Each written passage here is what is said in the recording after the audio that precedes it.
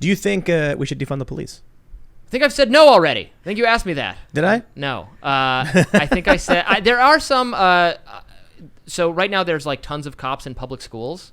Yeah. Very needlessly. Some maybe occasionally schools need a cop. But right now, I think like half of all high schools have a police officer in them.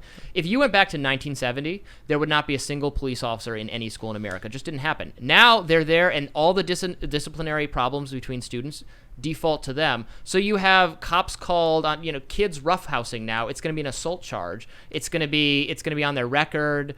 It's terrible for kids. I feel so bad for them. But didn't they have gun? Like, I don't know about the 70s, but I hear these stories about how, like, way back when people would bring their gun with them to school. Yeah, you had rifle clubs, you had smoking clubs, that kind of thing. Yeah, it was a better time. It was a safer time. Different time. What's better? I mean, no. Now there's a freak out about guns in schools that is like vastly disproportionate to the danger of guns in schools. I mean, we freak out about school shootings to a degree that is insane. When did they ban guns from schools?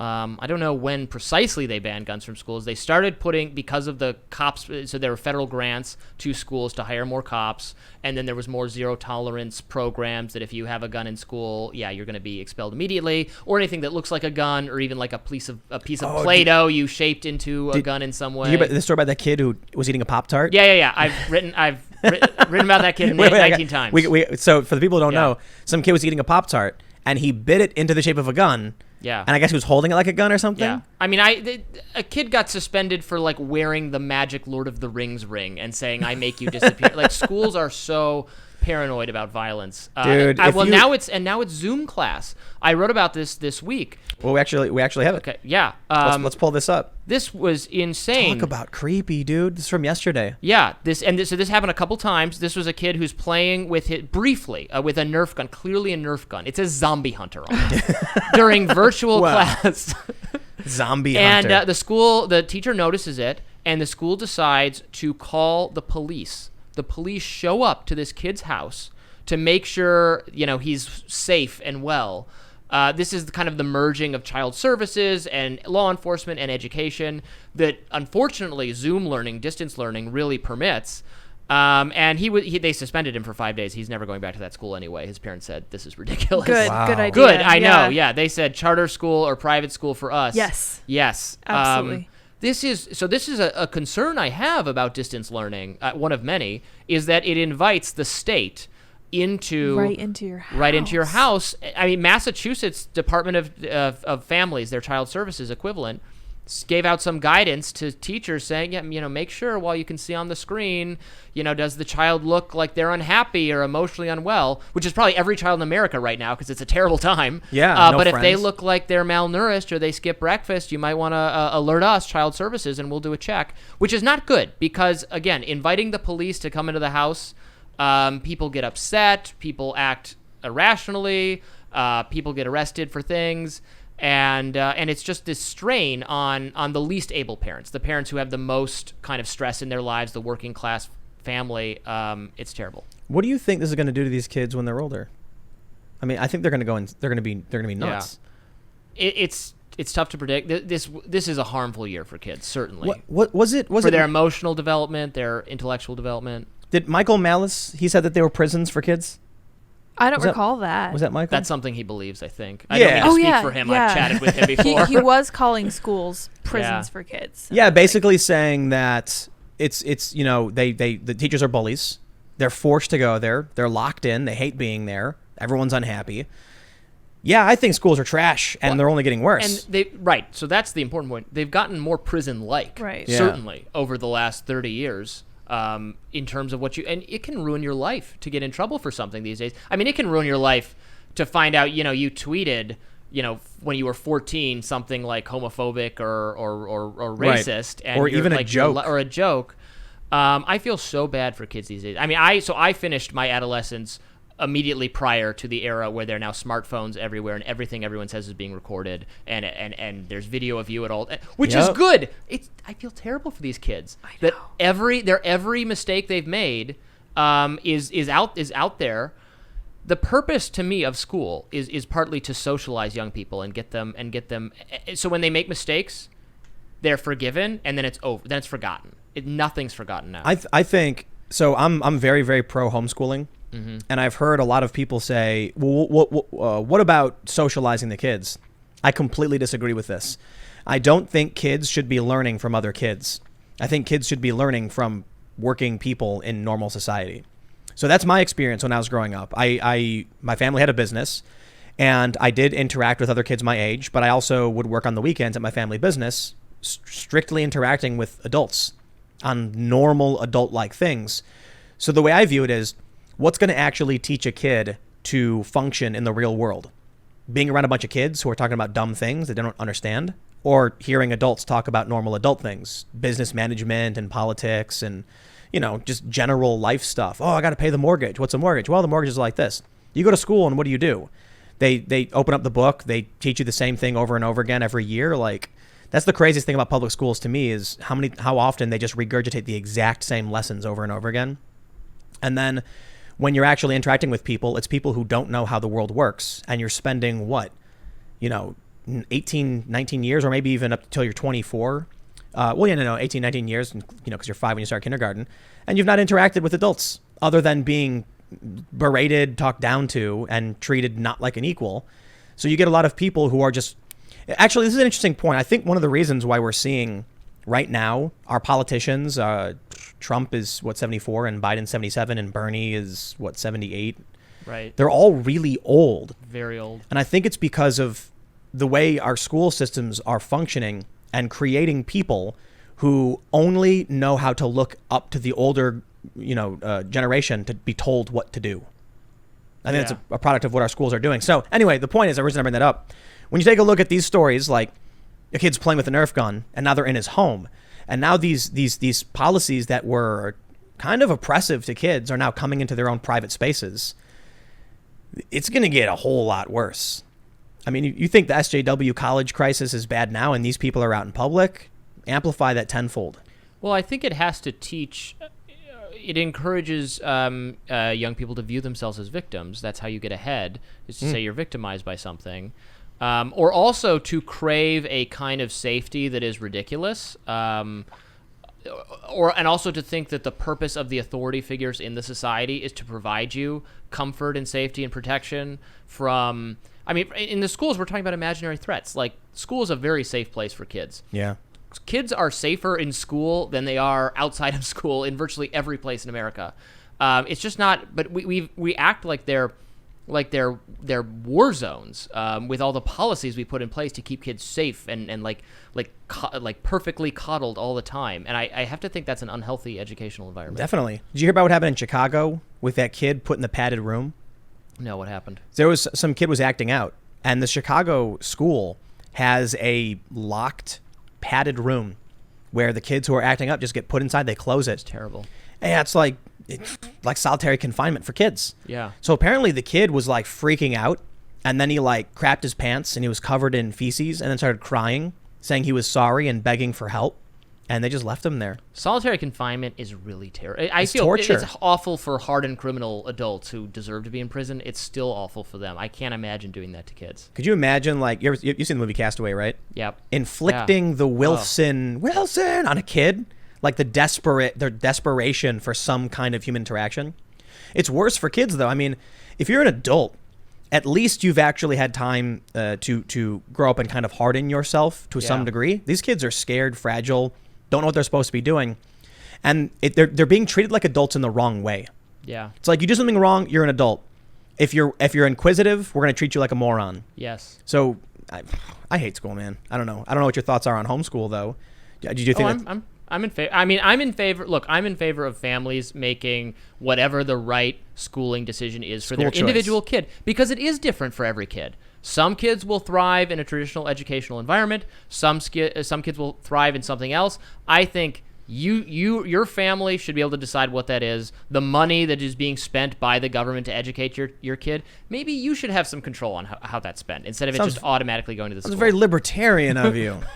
Yeah, so what do you think about school choice, like the voucher program specifically? Yeah, so that's basically the implementation of that philosophy, which is that the dollar should follow the student rather than just going to the school. I mean, some of these school districts spend an obscene amount of money per kid. We're talking $10 or $20 or $30,000 per kid. Wow. And to have terrible educational outcomes. Yeah. Like you'd think with that much money per kid, you could achieve something, and they don't, and they fail because they're. And this isn't even like this is a moderate. This isn't even saying we shouldn't like fund education. We're just saying like maybe the government. Sure, you can fund education, but maybe the government is not the best at actually doing the educating. So maybe they haven't quite figured that out yet, and we should like leave that to the professionals. So what you're saying is abolish the government. I'm kidding. No, but I certainly hear stories like this, and it definitely makes me much more of a small government type person. Yeah. You know, because waste exists in so many different elements of, governmental function, I guess. Well, when you just get the money regardless, you don't have an incentive to be efficient about it. If you're never going to go bankrupt if you spend it badly, if the funding lever is never going to get shut off if you don't have the right outcomes or achievements, you're going to have less incentive to spend it wisely or to achieve anything at all. And that's the problem with, yeah. Well, that's what we see basically in every government crisis. They end up, we have all these states now that are... they lock down, their economy's destroyed, their tax base is gone. So what do? They go to the federal government and say, give us money. Right. And Trump said, no. And then Trump was like, actually, I'm going to take your money away. And now they're freaking out. But it's a really interesting problem, I think. Well, I'll keep it at school just for another minute or two because I wanted to make the point about, you write about in your book, the college campus stuff. But I kind of feel like you're late to the party. Like we all were, you know what I mean? Yeah. Like these kids certainly got these ideas from somewhere. And I think it's interesting. It traces back to this desire to actually end racism, actually end sexism and homophobia and things like that. But the way I've always viewed it is the previous generation decided, hey, wait a minute, these things are bad. We should get rid of them. And then we had the Civil Rights Act, for instance. And then we've actually had some, other civil rights gains for like gay marriage and stuff like that. But what happens when the generation before us solves those problems, but demands their kids solve the problems that have already been solved? It's almost like they've been set on a mission of social justice that they don't actually have to solve anymore. You know what I mean? Mm-hmm. Yeah. Yeah. So I guess it's a combination of things.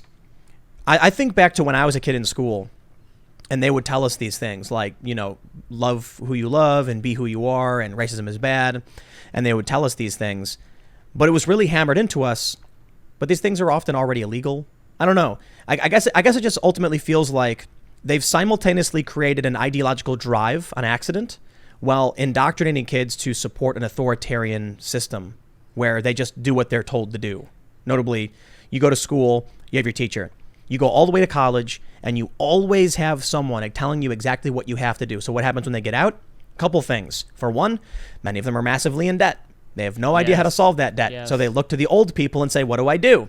Well, the old people at their universities are lefties, and some of them are communists, probably a lot of them actually.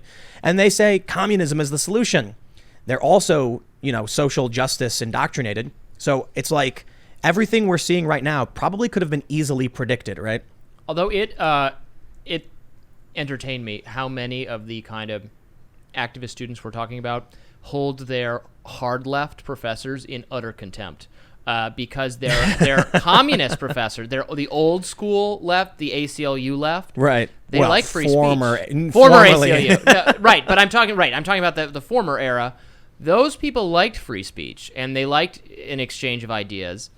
And also their leftism was class-based, not race and gender. And I like that stuff. Yes. So the students now, it's those professors. I defend, conservative speakers when they're chased off campus, conservative professors, but also lots of leftist professors who are terrified of their students. Professors who are of the left have said, I am terrified of my students, even though probably on policy they mostly agree. They are terrified they will use the wrong word, the wrong language to describe, particularly relating to race or gender. Oh yeah. Even though the sentiment is perfectly in accordance with progressivism, and there will be a complaint followed by an investigation into this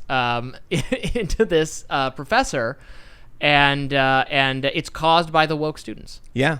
So Bucko just jumped on the table. Yeah, we've got a cat. Oh, I didn't know if we could acknowledge the cat. Yeah, but we can't acknowledge No, the he's cat. not there. Here. Don't say right. anything. Did you see that professor who said the Chinese words who got suspended? I wrote about that. If you can click on my name, it'll come up. Oh man, yeah. It's like the one before. We got to talk about this because this is so good. Oh, here it is.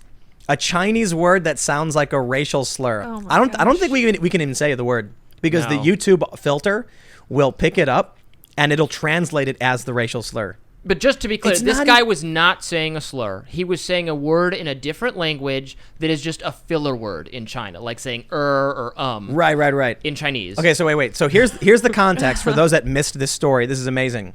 So Robby wrote the story. It's USC suspended a communications professor for saying a Chinese word that sounds like a racial slur. Greg Patton was describing the Chinese filler word.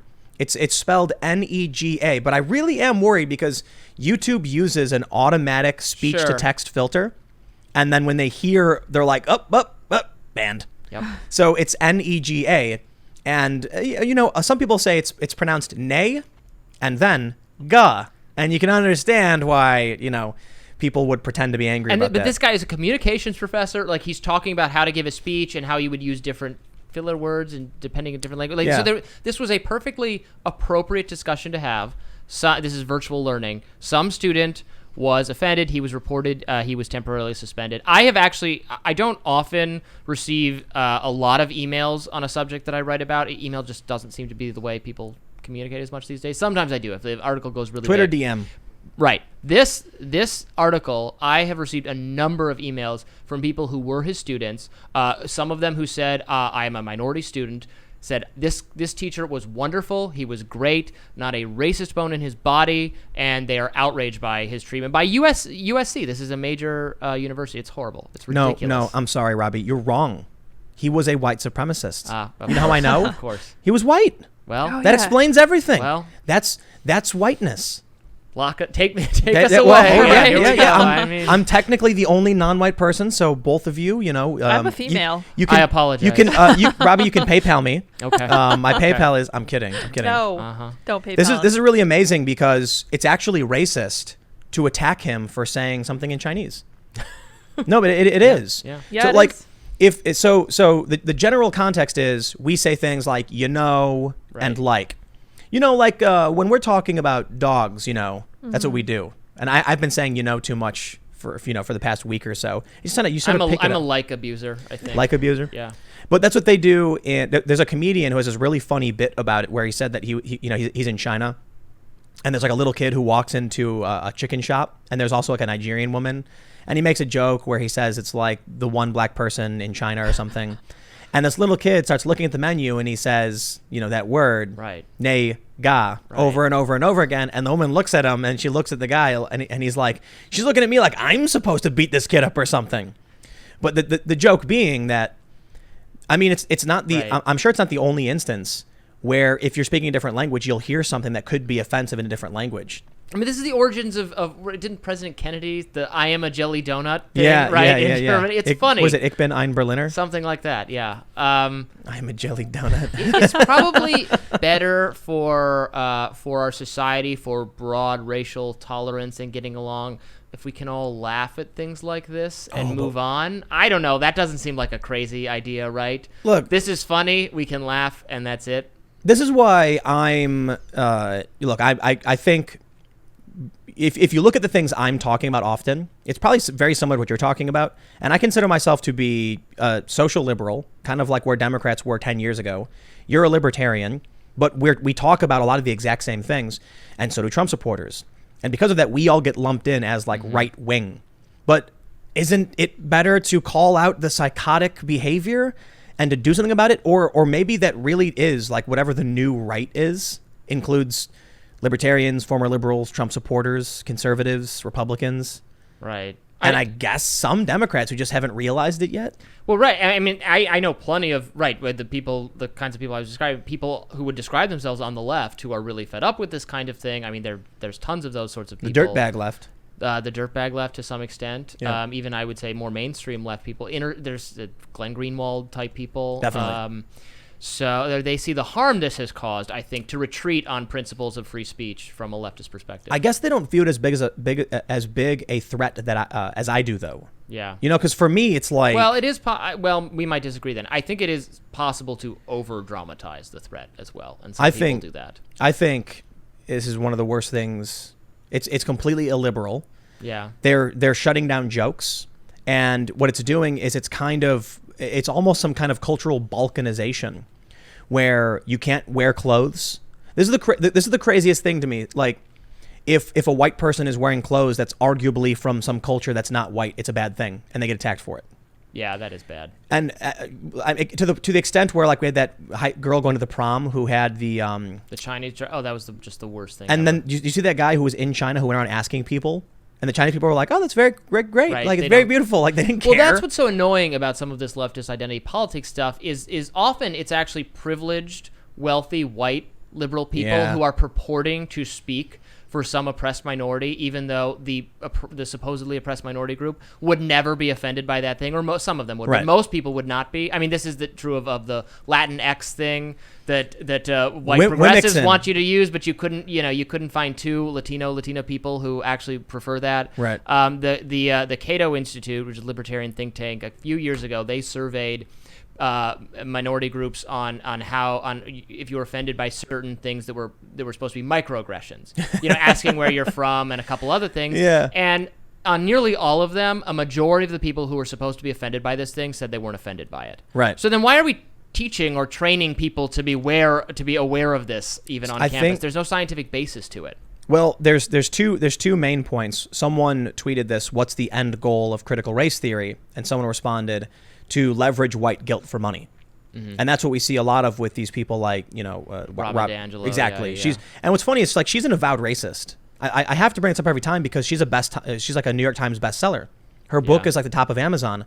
Why is the left taking their cues from people who are like just telling us they're racists? Well, but she has been the New York Times did a long takedown of her. So did the Atlantic. So did a lot of people are saying, man, do not actually take your non-racism cues from her. For sure. But they still are. Yeah. Like these viral videos where there's guilty again, just like exactly what you said. Guilty feeling white people are ordering her book en masse because it's easy to do that and say, okay, I did it. Now I'm good. I'm one of the good ones. But I think my concern about this is, for one, it's rapidly expanding. It's outside. We're all on college campus now. Yeah. Why should I make the assumption that it's just people saying virtue signal and I'm done? If every month that goes by, it expands and it reaches new heights. Because some of these books, like the book from that, what's his name? Ibrahim X. Kendi? Ibrahim X. Kendi, yeah. Yeah, where he overtly says we need discrimination, racial discrimination. His big idea is to create a department of non-racism or anti-racism or something that, but you would require, and he admits this, he wants a constitutional amendment to create it, to void the First Amendment. And so this would be a bureaucratic federal department that would sanction people for expressing racist views. Okay. Look, this guy's as bad as you can. That's as bad as an idea you could ever have. His book is #1 in human rights on Amazon. Yeah. And he's had it's on the USA Today list, which tracks literally just hard sales. Yeah. He's like number 13 or something. So I know it's bad. And he's had I think 3 books. So look, we're all off the campus right now. To me, this feels like a serious existential threat for liberalism. And I don't mean liberalism in the colloquial American sense. I mean classical liberalism, part of the foundation of this country, individuality, consent of the governed, all of these things. He's literally attacking the First Amendment. It's not just about this one guy. Yeah. It's about going back to 2014, where we all laughed because there were silly vloggers who were complaining about, inclusivity in games or whatever. And now it's straight up to the point where 10% of the CDC staff wrote a letter demanding that they declare racism a national health crisis. Right. If it's expanding this quickly, in 10 years, then we're literally going to be living under some leftist critical raceocracy where, white people, we can't hire you because you're white and you're privileged and you have to give up your property or something like that. Or we get to the point where these people have no idea how to address mixed race individuals because they don't know where the privilege falls. So they just make it up. Do you agree with me or don't you agree with me? Because if you agree with me, I'm just going to say you have privilege. And if you don't agree with me, then I'll give you whatever you want. Well, and the First Amendment will not be abolished via constitutional amendment because that's not going to happen. But there's the way around it is to tweak harassment law continuously in a way that just I'm speaking to the hate speech stuff that I'm a protected group, so you can't if you've made like this happened on the campus with, if this is not a safe educational environment for me, that violates Title IX, etc. There's the same kind of laws that have to do with the workplace. That is the next front of kind of leftists changing how we all live, is making so, well, if you say something that offends me, even if it's like a boss giving like totally reasonable feedback to an employee, well, you've made this an unsafe working environment for me. Right. And, but it's where I think you mentioned it, we're a compliance culture. Yeah. So the New York Times claimed that Tom Cotton's op-ed, sending the troops for the riots, was making the office unsafe for black people. That's exactly what I'm talking about. It's exploitation of existing law. Yep. Yeah, it's working. Yep. So you're right. I'm not worried about. That's my fear. And so you're getting. So I began this by saying you're over dramatizing it, but that is my exact fear. Yes, that is dangerous. But it's going to happen. Yes, it's already happening. So thanks for checking out this clip from the Timcast IRL podcast. We do the show live Monday through Friday at 8 p.m. So come back to check us out when we go live. Don't forget to subscribe, hit the like button, hit the notification bell, and we are also available on all podcast platforms for free if you want to listen to us there. Thanks for hanging out, and we will see you all next time.